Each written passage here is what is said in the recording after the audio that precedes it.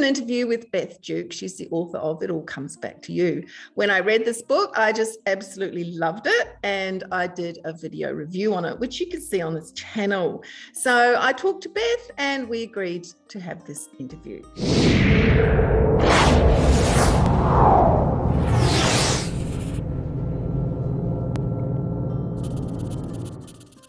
So welcome, Beth. Thank you so much. It's really great to see you. First of all, could you tell us just a little bit about yourself? Yeah, I'm first and foremost a wife and mom. I live in the mountains of Northeast Alabama with my husband, and I usually say one real dog and one ornamental dog. And my mom is living with me now as well. I've been writing professionally for about 10 years. My background was in marketing and advertising, and writing, of course, was a big part of that. I've always loved to put things into words, so that was a good start for my writing career. Right. And are you a full-time writer now? I am, very much so. For years, I wrote fiction for magazines as well as books, but now I concentrate exclusively on books. Great. Do you think it's important to be a full-time writer, or is it okay to just keep writing part-time? I think it's fine to be writing part-time. I don't think there's any problem with that at all. And I think everyone's situation is unique to them. For me, I was very, very fortunate to be able to write full-time. And in part, that was because my husband supported my writing career for the first several struggling years. And now I'm finally in a position where writing has become a career for me, but it can be very difficult. And if you have that kind of a success after struggling for many years, it can be a full-time job, but it doesn't have to be by any means. Okay, so the story of It All Comes Back to You, was that inspired by anything in your life? Or very much so. Yeah. I have joked with book groups for years. I don't think I'll ever write a book without a magical old lady in it, because of my relationship with my late grandmother. We were very, very close. And a lot of her characteristics inform Violet, the main character, and It All Comes Back to You. Her life was certainly not Violet's, but she was all about being dressed to the nines from head to toe, and always walking as though you're wearing a crown, and that confidence. And that certainly comes through in that character. Yeah. I was inspired also because I thought it was fascinating to have the idea of people who had known each other as teenagers and had relationships then, who came back together as octogenarians later in life. And I feel like we have so many older people in assisted living facilities and nursing homes who have fascinating stories to tell, juicy love affairs and crimes they've committed and all sorts of drama, and we don't hear them.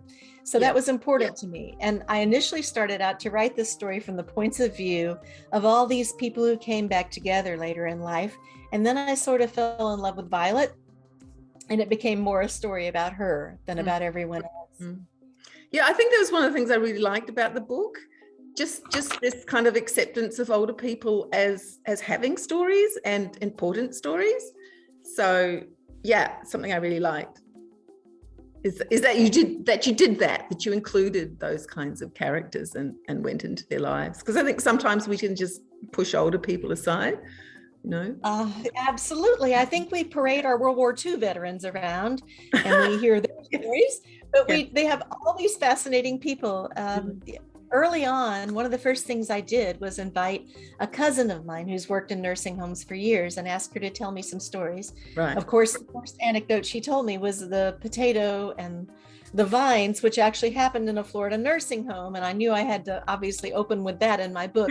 But Mandy, she also allowed me to shadow her in the nursing home where she works and actually get a feel for what she goes through and to see the compassion and love in action of what those nurses and healthcare professionals put into their careers. It really meant a lot to me. They take such wonderful care of people, and I think they're unsung heroes. Even before COVID, they were unsung heroes. Yes, absolutely. Why did you choose to publish your own books? Well, like many authors, I pursued the traditional route first, and I've run the gamut from out and out rejection to an agent in New York, a very well-known high-powered agent who fell in love with my manuscript. And I was thrilled by that. And eventually we reached the point at which I was offered what is now a very typical traditional publishing contract, which was roughly a few $1,000s up front, about $10,000, or I'm sorry, about 10% on paperbacks and roughly 30% on ebooks. And to me, that just seemed far less than what I should settle for, knowing that I could publish it independently, and basically independent authors can make roughly 60% on paperbacks and 70% on ebooks, and I couldn't understand why you would do it that way. So I did decide to publish it independently, and that was the best business decision I've ever made. And I want other authors to know, when they think of the term self-publishing, I think people are looking at a dated model of what our industry was like. And it's a very exciting thing to be an independent author these days. And there's so much out there. There's so much potential. And if you produce a professional product with a professional cover that's professionally edited, that's up to par with what you see on bookshelves from the big houses, there's no reason you can't compete. Yes. And I think that's really important. Yeah, I read a lot of independent books, and the standard is still very varied, but the best books like your work are written just so incredibly well. There are some marvelous books out there. There are still some books which I would like to grab the author and shake them and say, why did you not employ a proper line editor? You know, because the prose is definitely lacking in some of the books, but it's only a matter of education and authors investing in their book. Don't cut any of the professional help that you need. You need to make that investment so that the quality of your book is such that all the marketing you do is worth it. I could not agree with you more. And it is an investment in your product. And if you feel that strongly that it's a great story that deserves to be out there, why wouldn't you polish it with a professional editor? Yeah. And professional covers, that's a real sticking point with me, because so many authors will write a really good book and design their own covers. And I'm guilty of this. And I'm really glad that I found one of the world's most talented cover designers in London, England, Rachel Lawston, and she designed both the covers you see behind me. Yep. It makes a world of difference, and that's really... Yes, because your covers are really beautiful. You know. Thank you. But I have also found books where the covers are really beautiful, but what's inside is not so great. Right. I agree. You must have an editor. An excellent editor is the key. And I have learned so much over the years working with professional editors. That's been a huge boon to me. Yeah. I think we learn first and foremost as readers, because I don't know a writer who's not a voracious reader, and I certainly am, and that's part of our education. But like you said, professional editing is such a huge part of education for any writer. Yeah, and I think new writers can be a bit put off by the cost, because it can be expensive. But once they've worked with me once, their next book, the cost of editing, they've halved it, because they've learned. Because I teach as I edit. And it's kind of like, well, your first book, you really do need that. You just need to bite the bullet and go, this is not just editing, it's learning. So your editing costs actually should be coming down with each book, because you should be learning to be a better writer. And I think a lot of authors, they miss that. They just see this big amount of money and think, oh, I can't afford that. But if you're investing in your career, you can't really afford not to, can you? I agree with you completely. And I think it's a hallmark of an excellent editor that you teach as you edit. And certainly not all editors are like that. And I have worked with more than one. So I really appreciate that about you, because it is important. And like you said, it's an investment. It's an investment in your product, and it can pay off in spades if you get the right editor. So why do you think that it all comes back to you as being so successful? You know, I think people find Ronnie and her sense of humor relatable. And I think they find Violet lovable in a particular way. And readers seem to enjoy the growth and the change of each character throughout the book. I think they like the alternating chapters, which kind of leave you at a bit of a cliffhanger at the end of each chapter, and then you're eager to find out what happens next. And a lot of readers have told me the book is hard to put down for that reason.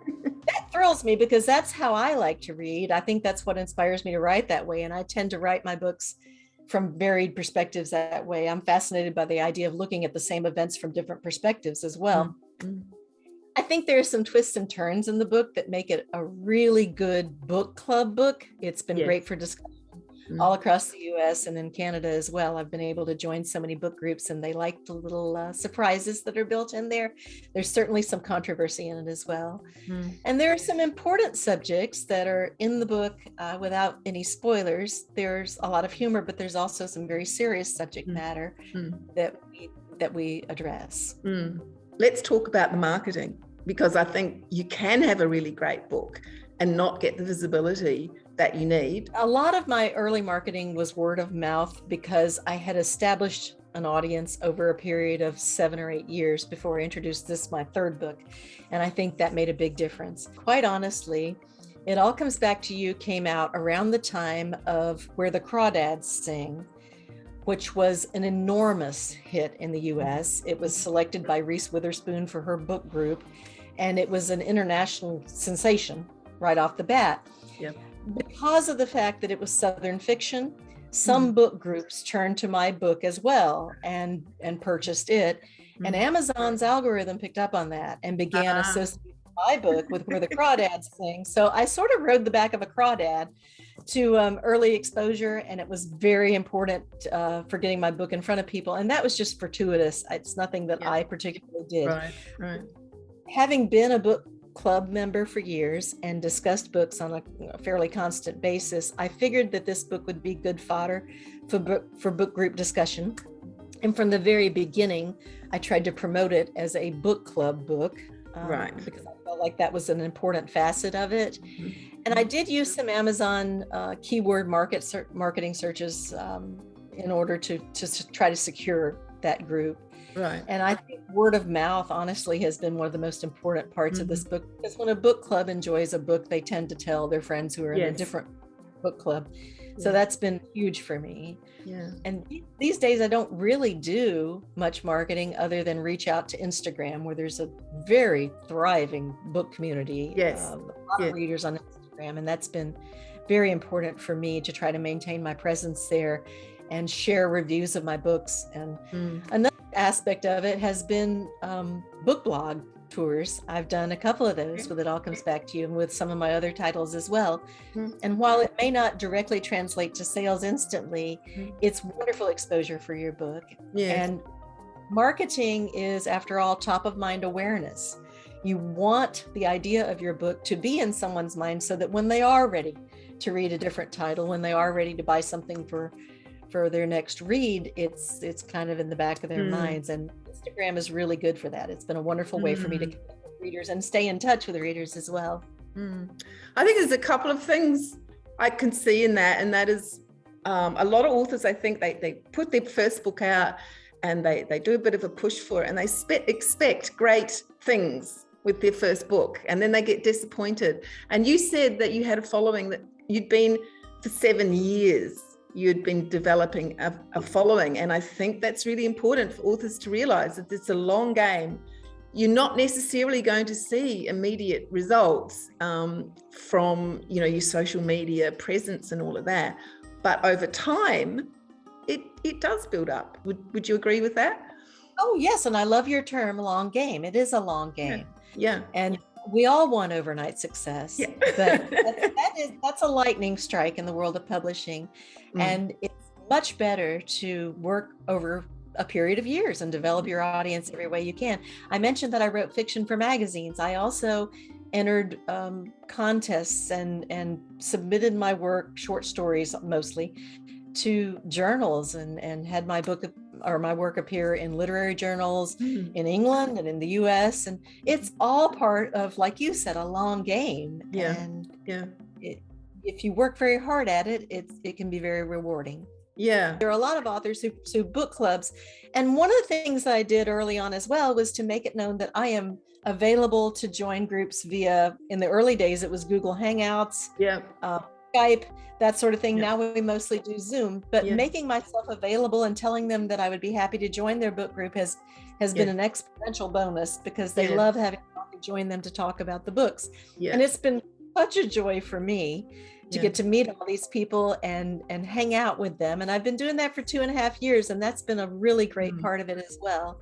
So I would definitely make that a component of my approach to trying to market my book as a book club book, making it that you're happy to join them to talk about it. Yeah, of course, it has to be the right kind of book, obviously. Yes. Book awards and submitting to magazines, you could get a lot of rejection. So it's easy to just go, oh, well, I won't do that. Do you think it's important for authors to just keep working at that, submitting to literary magazines? I am a walking, talking example of that, because the first short story I submitted to it was an international contest. It won second place. And the judges had nice things to say about it. And I began feeling very authory all of a sudden, and feeling as though I can do this. Yes. And I learned over the next several years that is not always the case. I kept writing, I kept submitting, and I didn't necessarily find the acceptance that I had found in that first instance. So I felt a lot less authory for a few years. But everything you write, you grow and develop with it. And I think that's right. Yes. Really do grow and learn exponentially every time you write and submit, particularly if there's a critique included with the contest, which happens a lot of times. My only caveat with that is to be very careful about the types of contests you enter. And there are a lot of scams out there, so you need to make sure it's reputable. Some have these really quite considerable entrance fees.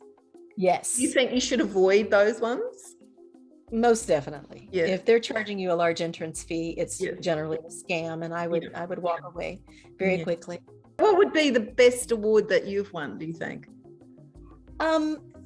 My latest book, Tapestry, has won a couple of really important awards to me.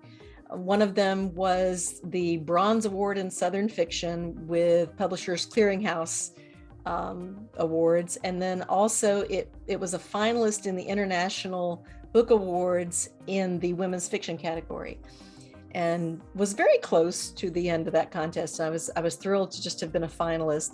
That's a big deal to me. So the message I'm getting here is that it's really worth submitting to magazines and to awards. How do you handle that kind of constant rejection? I really wish I had an answer for that. I am the world's worst at handling rejection, and it does bog me down a bit, and I've not been good with it. And I think that is probably why I am so happy to be an independent author, because I'm not going through a submission process anymore with, typical agents and publishing houses. I don't get bogged down in that. And I think that's really important to me. It may be different for other writers, but submitting to contests and literary journals is one thing, but submitting to agents and trying to pursue that is quite another. And it's really a very subjective process. It's so subjective. One agent will absolutely adore your work while another completely rejects it out of hand. So I think that's an important lesson. And for me, I tend to encourage people to follow independent publishing now. And not follow any traditional model, because things have changed so much and the world has opened up for us. And the wheat used to be separated from the chaff by publishers. Now it's separated by readers. Thank you very much, Beth, for talking to me today. I found that really interesting. Talia, thank you so much for inviting me. It's really been a joy to talk to you. Cheers. Thank you. Bye. Bye-bye.